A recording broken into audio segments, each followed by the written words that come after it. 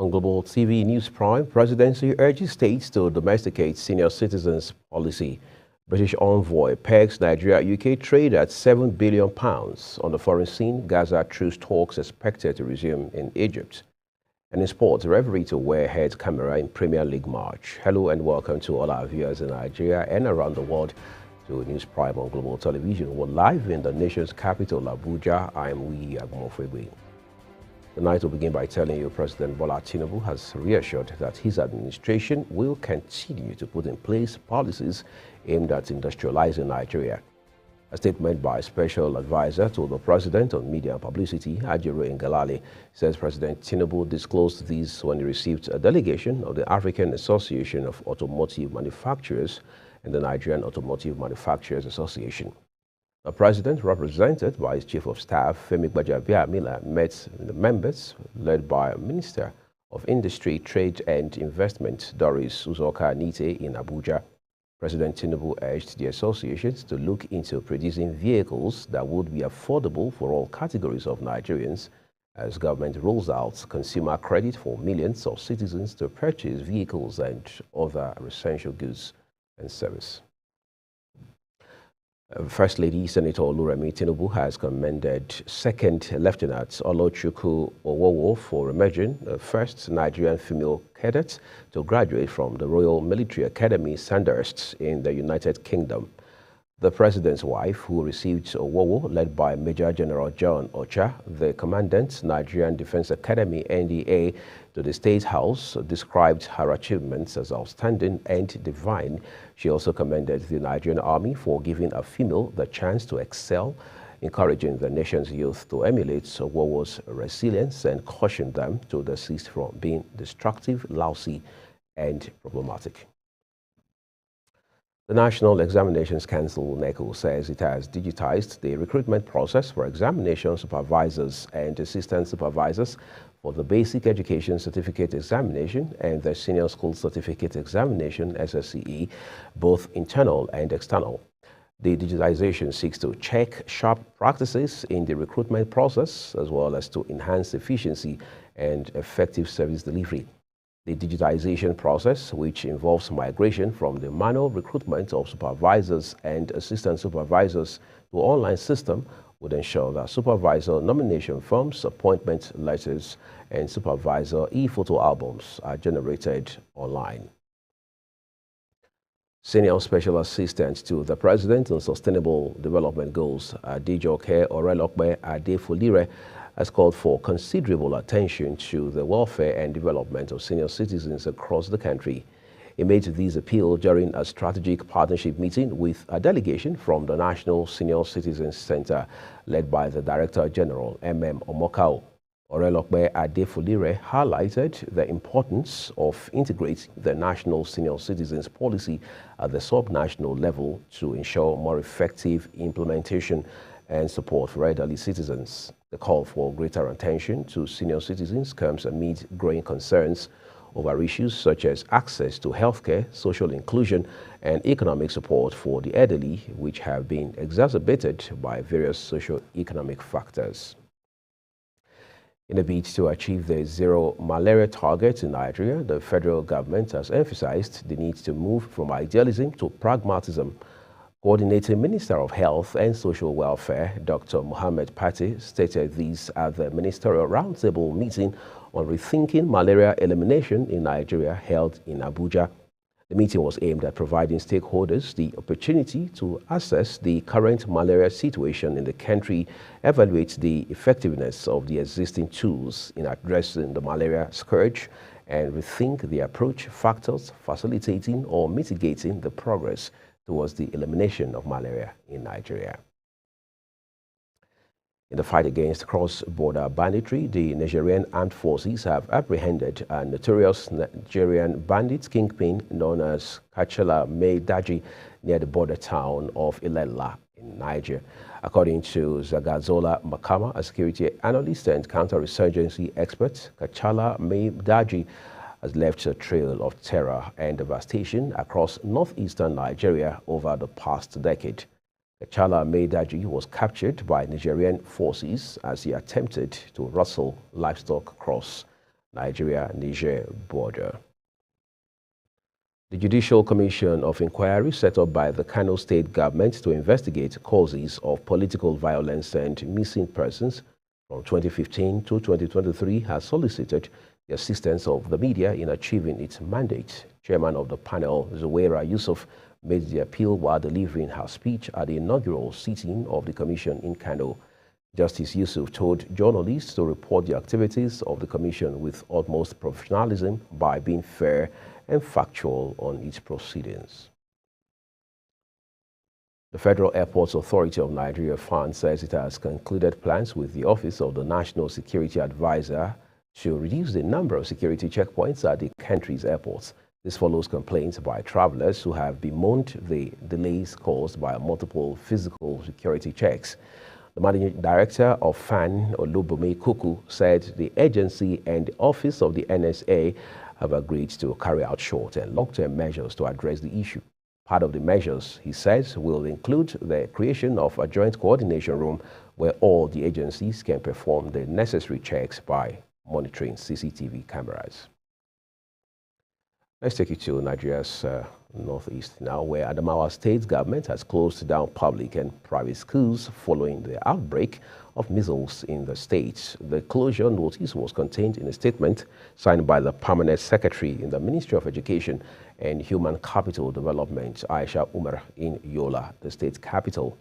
Umar said the closure was to mitigate the spread of the disease and enable the State Primary Healthcare Development Agency to vaccinate the vulnerable age group. The ministry therefore announced Monday, May 13, 2024 as a new resumption date for the school. To support the expansion of Nigeria's pharmaceutical sector, the federal government has reaffirmed its intention to implement the 5+5 regulatory scheme, which grants a last 5-year renewal to a company that imports medication that the country's pharmaceutical industry is capable of producing. During the 5-year renewal period, the importer must migrate to local manufacturing or partner with local manufacturers. This is an outcome of a study that was done in 2019 that revealed that the top 5 drugs that are imported are also top 5 drugs that are manufactured in Nigeria. The federal government has disclosed that it will flush out persons in public and private organizations working with fake certificates.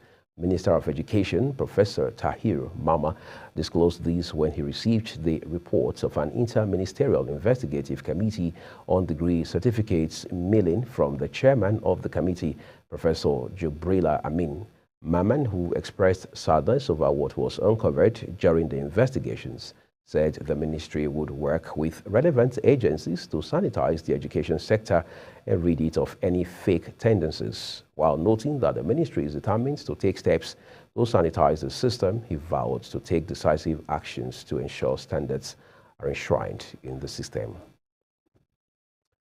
The coalition of Niger Delta ex-agitators for good governance has countered the appointment of the Administrator Presidential Amnesty Program, Dennis Otwari.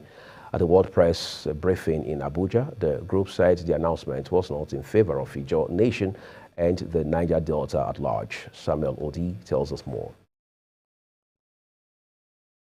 The appointment of Administrator Presidential Amnesty Program Dennis Otwari has created a lot of controversy among various groups in the Niger Delta region. The group says the administrator appointment is detrimental to the Ijaw Nation as well as the Niger Delta region.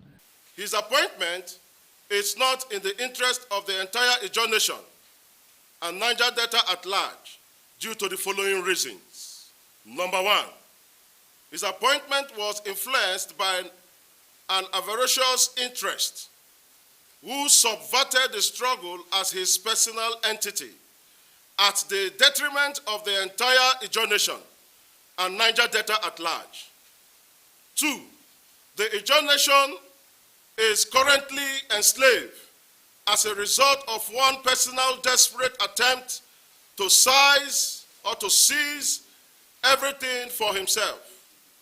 The group therefore appealed to the federal government to intervene and ensure that one man's political intrigues does not dominate the entire Niger Delta region. Samuel Odi reporting for Global Television. You're watching News Prime, coming to you live from Nigeria's capital, Abuja. We're on Star Times channel 276. Kindly follow us on all social media platforms using our Global TV NG and other handles now showing on your screen.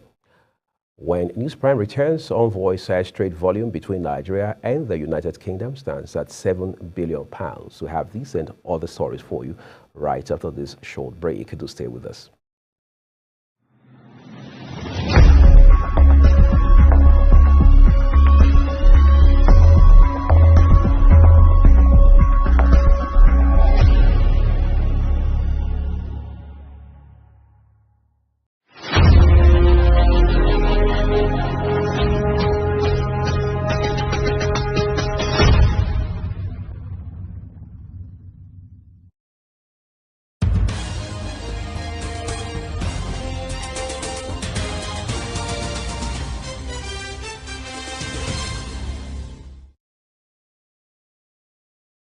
This is Global Television bringing you the live broadcast of News Prime. Thank you so much for staying with us.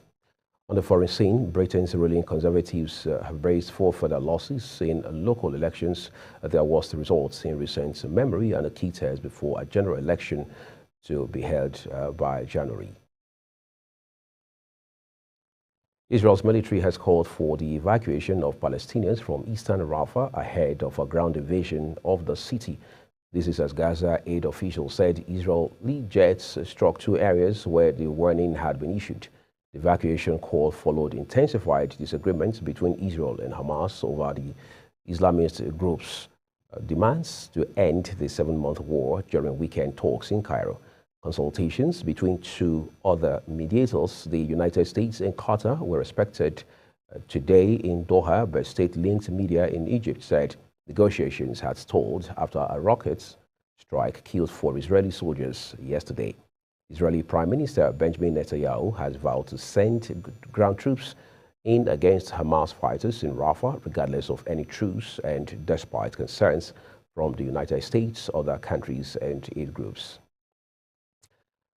Truce talks, in the meantime, were expected to resume in Egypt, aimed at halting months of war in Gaza between Hamas militants and Israel that have triggered widening protests around the world. Mediators from Qatar, Egypt, and the United States have been waiting for the Palestinian Islamist movement to respond to a proposal that, according to details released by Britain, would halt fighting for 40 days and exchange hostages for Palestinian prisoners. Ministers or months of negotiations told in part of Hamas's demand for lasting ceasefire and Israeli Prime Minister Benjamin Netanyahu's repeated vows to crush the group's remaining fighters in Rafah along the Egyptian border in Gaza's far south. In business, the British High Commissioner to Nigeria, Richard Montgomery, says trade relations between Nigeria and his country have reached £7 billion. Speaking in Abuja, Nigeria's capital, Montgomery announced that the two nations have signed a new agreement on enhanced trade and investment partnership. The agreement aims to boost cooperation in key sectors such as agriculture, creative industries, legal services, financial services, and education. Pension fund assets have witnessed a decline in March this year due to exchange rates pressures. The net asset value of the fund dropped to 19.669 trillion naira from 19.759 trillion naira recorded in the previous net asset value, falling by 90 billion naira. This was shown in the National Pension Commission (PENCOM) unaudited reports on pension funds industry portfolio for the period ended 31 March, released on April 25. The Nigerian Upstream Regulatory Commission says the international oil companies have proposed 26 oil blocks to be divested to indigenous companies with 8.221 million barrels of oil reserves. The Commission's Chief Executive, Benga Komolafe, said this at the Industrial Dialogue on IOC's divestment of oil and gas assets in Abuja. The Commission said it had already engaged 2 leading global oil and gas decommissioning consultants to carry out due diligence on the proposed 26 oil blocks to be divested. As we turn to other business stories now, the federal government says it will stop granting licenses to gas companies with no capacity to build pipelines for gas distribution. This, the government said, became necessary to discourage the transportation of compressed natural gas through the roads. Minister of State for Petroleum, Gas, Ekperikpe Ekpo, made this disclosure when he was in Abeokuta, Ogun State capital. Ekpo had visited Abeokuta for an on-the-spot assessment of Saturday's CNG explosion at Itaoshin. For an expanded insights into business activity for today, Monday, 6th of May 2024, let's now join Kikelemo Okere.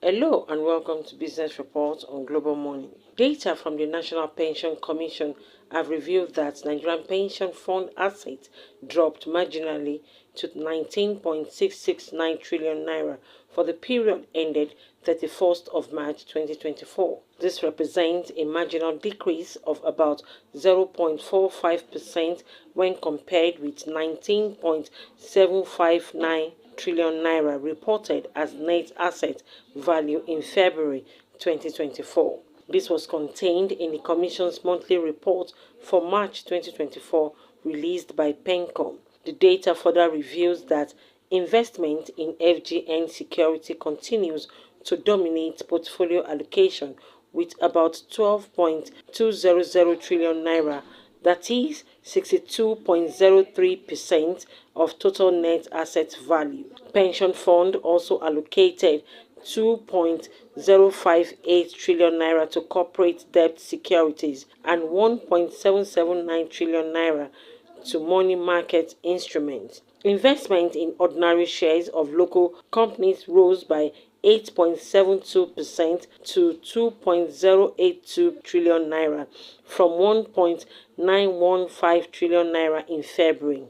Fund 2, which is the default RSA fund under the multi-fund structure, maintained the largest share of the active RSA fund allocation with 8.331 trillion naira, that is 42.35% of the total fund value. Fund 3 also rose by 1.19% from 5.112 trillion naira to 5.173 trillion naira, maintaining its second position for fund allocation. Meanwhile, RSA membership for March 2024 rose by 0.22% to 10,280,956 from 10,258,611 members in February 2024. The federal government has mandated system operators in the Nigerian power industry to supply not more than 6% of total available grid generation per hour to international customers or off-takers. In a new order by the Nigerian Electricity Regulatory Commission (NEC) to electricity generation companies, the regulators stated that the priority system of prioritizing international customers and limiting distribution companies' off-take during times of imbalance in the grid is both inefficient and inequitable. According to the new order, the aggregate capacity to be allocated by electricity generation companies to international off-takers in the next 6 months shall not be more than 10% of the GENCO generation capacity. Furthermore, the new order mandated the system operators and the transmission companies of Nigeria (TCN) to install IoT meters at all off-take and delivery points of eligible customers' bilateral supplies, cross-border trades, and outgoing 33 kV feeders of the discos to provide real-time data on supply to off-takers. The new order also mandates the system operator to publish hourly reading of adherence to grid instruction to check violations of off-take contracts and also publish the previous day hourly log reading the market participants. Stakeholders in Blockchain Technology Association of Nigeria, the umbrella body of players in the cryptocurrency industry, has blamed the rise of peer-to-peer crypto trading in the country on the lack of regulation amid heightened concern that the government may ban P2P anytime soon. The president of the CBAN, Obinan, Uno stated this on X Space to discuss the state of the Web3 in Nigeria. The space was held against the backdrop of the recent clampdown on crypto trading by government. According to Uno, if the government had regulated the industry, many Nigerians would have been trading through regulated exchange and not through P2P. While the government has forbidden banks and fintech from processing any crypto-related transaction, the CBN president expressed concern that crypto trading may soon be criminalized if nothing is done to make the government understand the business. While insisting that the industry needs regulation, the CBN president says all stakeholders must now speak out to clear the names of the allegation of crypto being used to manipulate Nigerian currency. The CBN president says the stakeholders must now come together to change the narrative that they are sabotaging the economy. According to him, the image of the crypto industry being portrayed by the government is not what it is. The United States government, through its regulatory agency, have clamped down on top cryptocurrency projects within the space of 2 years as it struggles to understand the complex world of decentralized finance and protect its citizens from its volatile nature. According to Crypto Potato, these clampdowns are often driven by efforts by the U.S. regulatory agency to demand compliance from crypto firms for their products and services. The list of crypto entities which were clamped down on by U.S. regulatory agency remains extensive, but some cases stood out from the rest, like lawsuits against decentralized protocols like Uniswap, crypto mixing platform like Tomato Cash, and big firms like Binance and Coinbase. Kike Lomo Okere, Global Television News. Thank you, Kike Lomo Okere, for that business roundup there. For an insight into showbiz, let's now join Chung Anamel Joseph of our entertainment desk. Nigerian music star Adekunle Gold fires shots at Sam Clef after the producer accused his wife, Simi, of setting him up for online dragging. Different Nigerian artists have engaged in online back and forth over the last week since Wizkid and Davido brutally dragged each other. The latest duo to have a go at each other are Adekunle Gold and Sam Clef, with the latter provoking a response for the rather quiet Adekunle Gold after accusing his wife, Simi, of setting him up for drags. Sam Clef also claimed to have made Simi who she is and boasted that she wouldn't surpass her current level. In response, Adekunle Gold ordered Sam Clef to keep his wife's name off his mouth as she doesn't owe him. The hitmaker also told Sam Clef to make himself since he claims to have made Simi who she is. During their online altercation, Adekunle Gold reminded Sam Clef of when he and his best friend paid the producer money for a song he never produced and how he was treated badly when they came to see him at his house in Ogba. Fireboy kicks off his 2024 with his delightful track Every Day, on which he shares his romantic adventures as he gears up for the release of his fourth album. The single, released on May 2nd, marked Fireboy's first release of the year, and it comes off the back of his landmark performance at Coachella. According to Fireboy, who recently made the news for saying he doesn't intentionally make Afrobeat songs, Every Day presents a departure from his previous works as he embraces a more grounded and culturally resonant vibe with traditional African beats as the backdrop, gentle shaker in place of typical percussion, and smooth horns that complements the melody. In a somber moment for the global entertainment community, acclaimed actor Bernard Hills has died at the age of 79.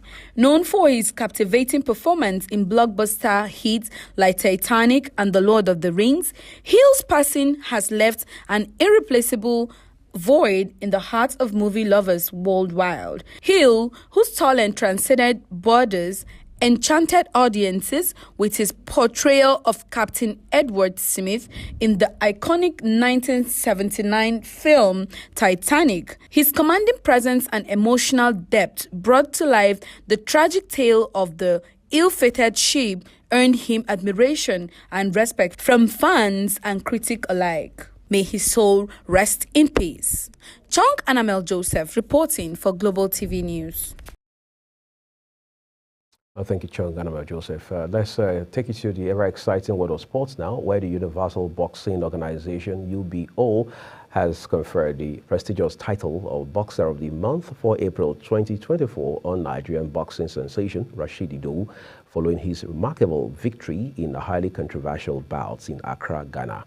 In an official statement addressed to the Nigerian Boxing Board of Control, General Secretary Remi Aboderin, UBO Vice President David Meisner lauded Idowu's exceptional performance against his Ghanaian opponent, Basti Samir, ultimately resulting in a second-round knockout.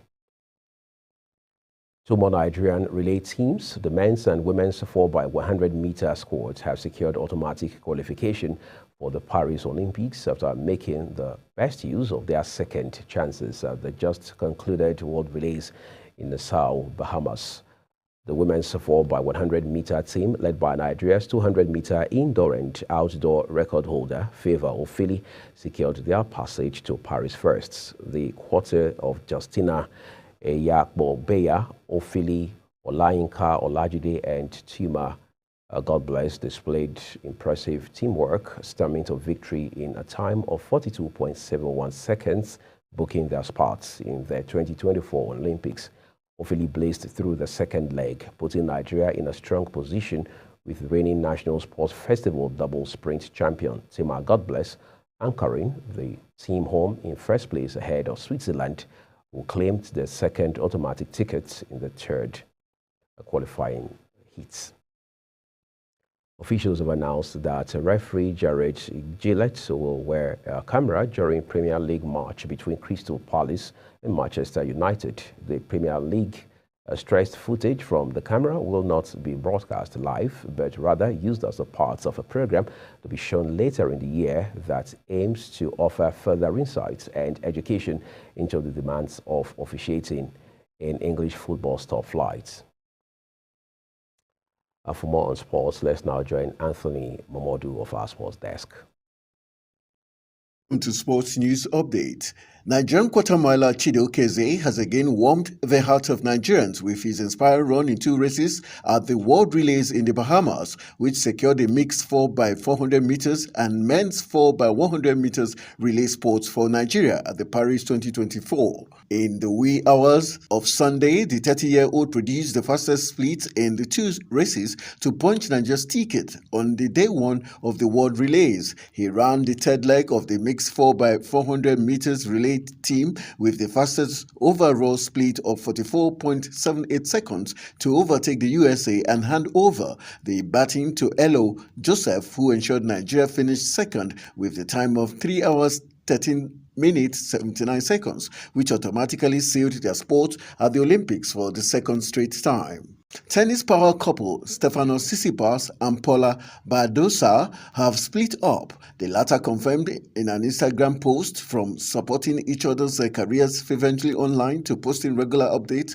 about their relationship on social media.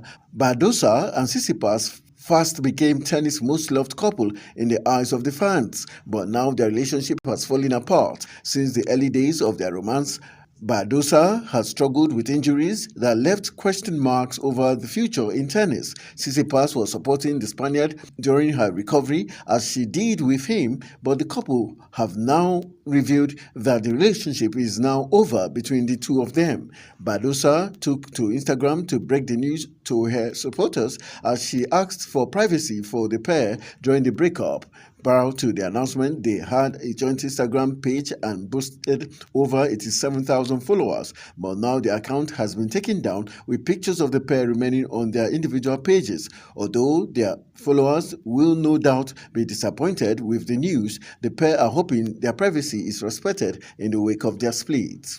Talk of Darwin Núñez potentially leaving Liverpool this summer continues to grow, and the forward has given a hint that that will be the case by deleting all of his Liverpool-related photos on Instagram. The £85 million striker has had an up-and-down campaign, and criticism has mounted over his wastefulness in front of goal. The patience of the Red supporters with the forward has waned as their hopes of giving Jurgen Klopp a fairy tale ending have disappeared. There has been speculation that Liverpool may look to move on from Núñez in the summer, and Núñez has failed it with his latest move. The Uruguayan international has removed all pictures of himself for Liverpool on his official Instagram page. All the remains are family pictures and snaps of the striker playing for Benfica and Uruguay. Barcelona have reportedly earmarked Núñez as a potential successor to Robert Lewandowski. Chelsea's Conor Gallagher put his side 2-0 up against West Ham with a superb volley. The midfielder found the net at the Stamford Bridge with a well-struck effort after the ball fell to him in the box. It was the 7th goal that Gallagher has scored this season in all competitions. However, elation soon turned to frustration for Gallagher as just minutes later he somehow failed to convert from 3 yards out, following a good work from Cole Palmer. And that's how we call it a wrap on the Sports News Update. I am Anthony Momodu. Well, thank you, Anthony Momodu. To end the Global News Prime, let's take a look at top stories. Presidency has urged states to domesticate senior citizens policy. British envoy has stated that Nigeria-UK trade stands at £7 billion.